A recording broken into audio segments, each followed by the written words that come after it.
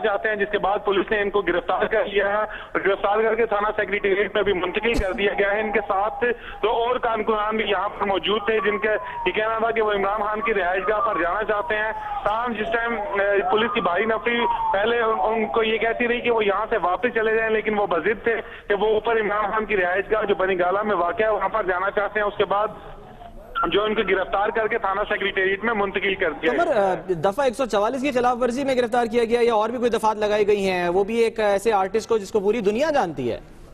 जी बिल्कुल, पहले दफा 144 जो थी वो नाफिज की गई थी, लेकिन उसके बाद ये कहा गया था कि ये इस एरिया में जो है लोग पहले बहुत ज्यादा इकट्ठे हैं और यहाँ पर पुलिस की नफरी भी तैनात है, इस वजह से यहाँ पर लोग नहीं आ सकते। लेकिन लोगों का आना जाना सुबह से यहाँ पर लगा हुआ है। तकरीबन आज सुबह से अभी तक 22 के करीब जो कारकुनान है उनको गिरफ्तार किया गया था। यहाँ से जो टोलियों की सूरत में आई, अलग अलग भी आएंगे तो उनकी गिरफ्तार किया गया था। सलमान जो सिंगर है, ये भी जब यहाँ पर पहुंचे तो इनको रोका गया और उनको ये कहा गया कि वो ऊपर नहीं जा सकते। बहुत सारी क़यादत ऐसी है जिनको ऊपर नहीं जाने दिया गया, तो आप भी नहीं जाएंगे।